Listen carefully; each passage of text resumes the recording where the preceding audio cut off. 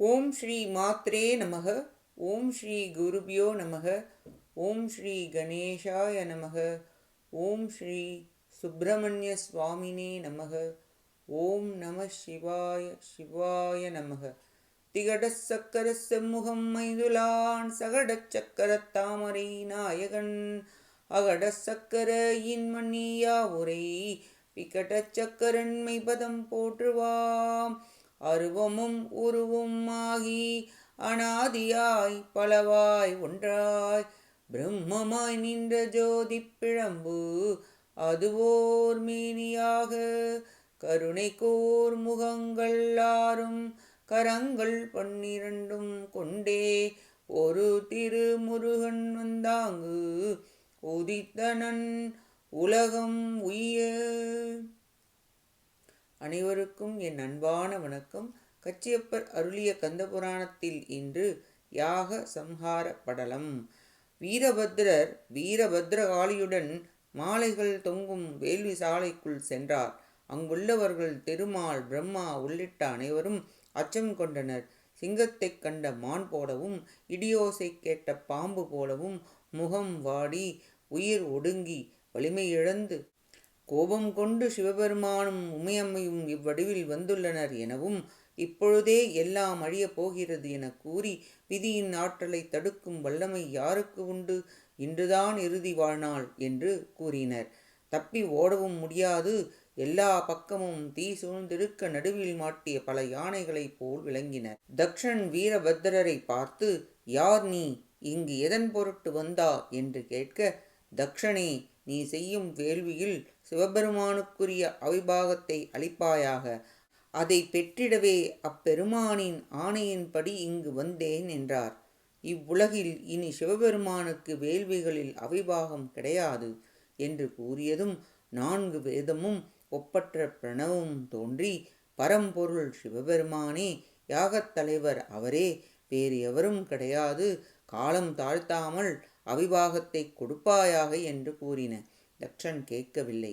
அவைகள் அவ்விடத்திலிருந்து சென்று விட்டன. அது மட்டுமன்றி சிவனை பலவாறாக இழந்து பேசினான் தக்ஷன். இதை கேட்டதும் அருகில் இருந்த தேவர்களிடம், இதில் உங்களுக்கு உடன்பாடு உள்ளதா, ஏற்புடையதுதானா என்று கேட்க, அவர்கள் ஊமை போல் நின்றனர். வீரபத்ரர் சிரித்தார், பற்களை கடித்தார், தீயினை உமிழ்ந்தார். கதாயுதத்தால் திருமாலின் அகன்ற மார்பையும் வயிறையும் குலையுமாறு அடிக்க திருமால் மயங்கி விழுந்தார்.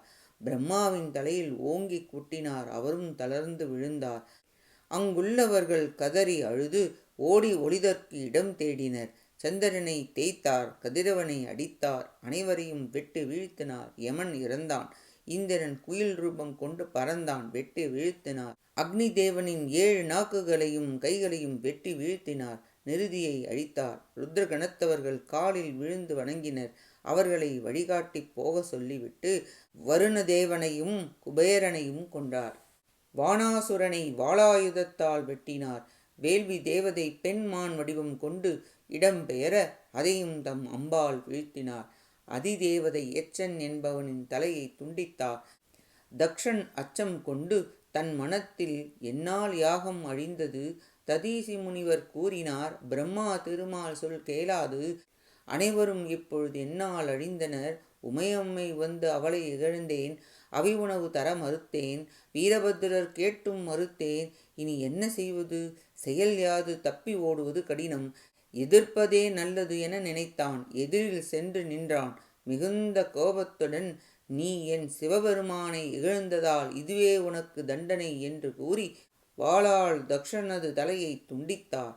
துண்டித்த தலை கீழே விழுவதற்குள் பிடித்து சுழற்றி எரியும் அக்னியில் இட்டு இதனை தின்பாயாக என்று கொடுத்தார்.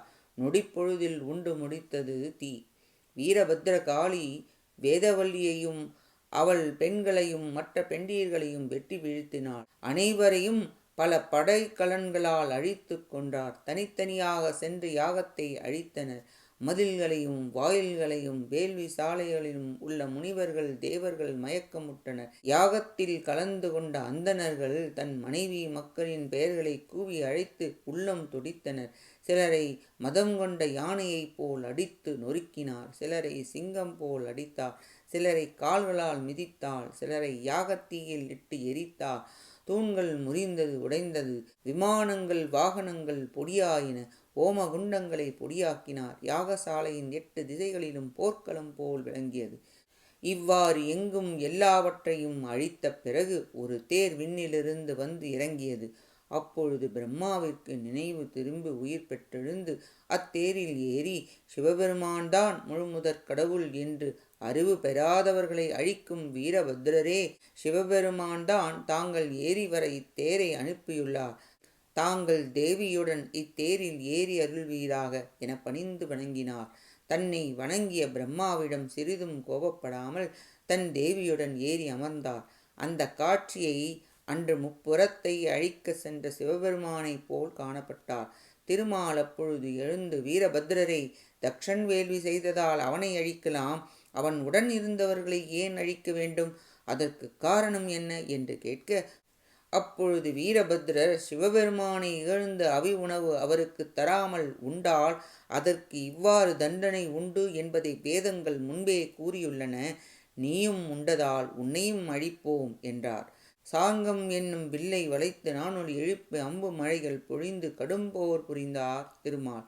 100, 1000, 10,000 என அம்புகள் அதிகரித்து கொண்டே போயின. பல தெய்வப்படைகளை பயன்படுத்திய பின் திருமால் நாராயண அஸ்திரத்தை விட வீரபத்ர கணையை விடுத்தார். சாங்கம் என்னும் வில் முறிந்தது. சக்கரத்தை தன்னுடைய நெற்றிக்கண்ணிலிருந்து ஜுவாலையால் பொடியாக்கினார். சிவபெருமான் தந்த சக்கராயுதத்தை விட அதை வீரபத்ரர் விழுங்கிவிட்டார். கதையை வீசி எறிய தனது தண்டாயுதத்தால் தடுத்தார். திருமால் வாளாயுதத்தை எடுத்து செலுத்தும் போது வீரபத்ரர் ஒரு பேரொளி எழுப்பி ஓவியம் போல் நின்றார் திருமால். இவ்வாறு திருமால் நின்றவுடன் வானிலிருந்து அசரீரியாக சினத்தை தவிர்ப்பாயாக என்று ஒளி சிவபெருமானின் சொல்லாக வானிலிருந்து வந்தது. உடன் வீரபத்ரர் தன் சினம் நீக்கினார். பிரம்மா உடன் காலில் விழுந்து வணங்கி பிழை பொறுப்பீராக என கூறி திருவடியில் தலைமேற்கொண்டார். திருமாலும் வந்து வணங்கினார். நான் இந்த வேள்வியில் கலந்து கொண்டது தவறே, பிழை பொறுத்து கொள்வீராக.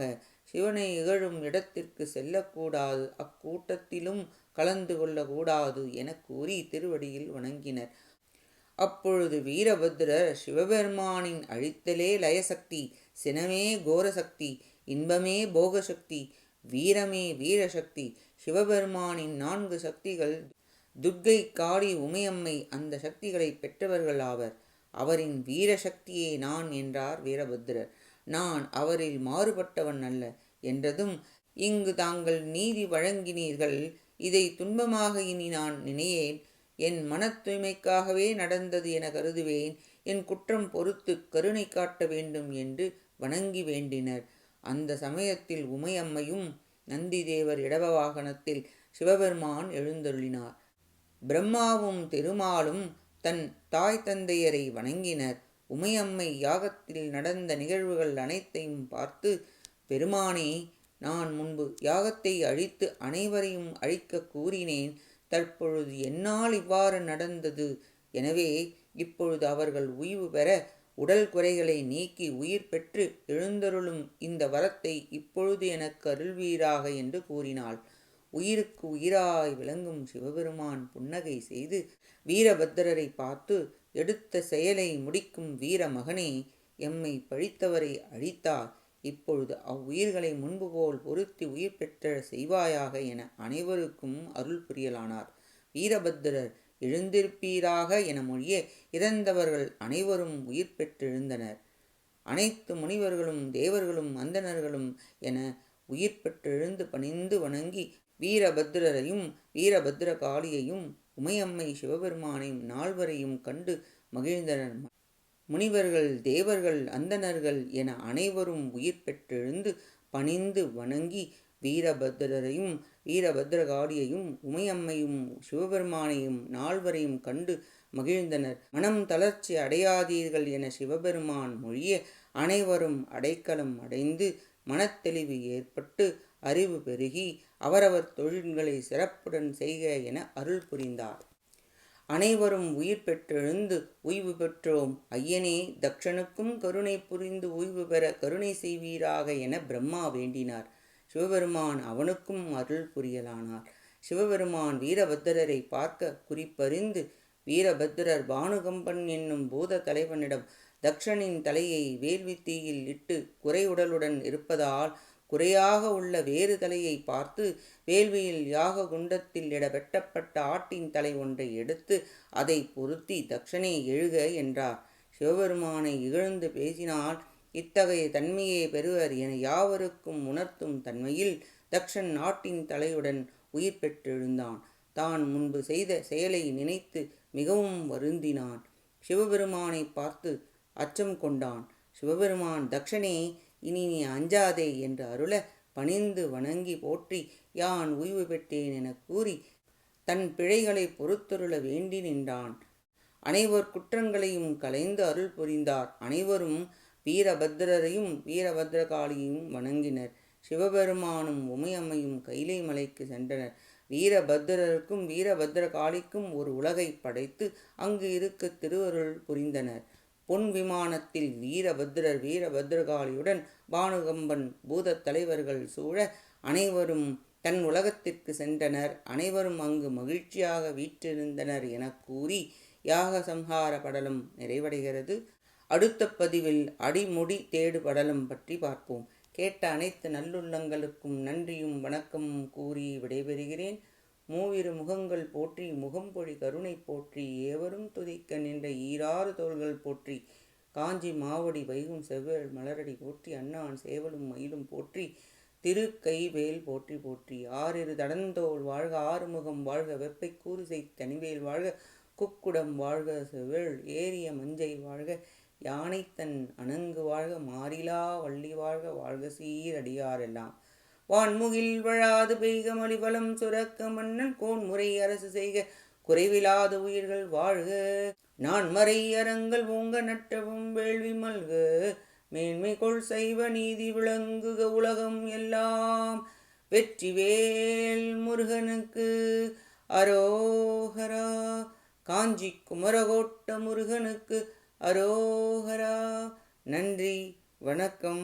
வேலும் மயிலும் துணை. ஓம் சரவண பவ. முருகா சரணம். திருச்சிற்றம்பலம்.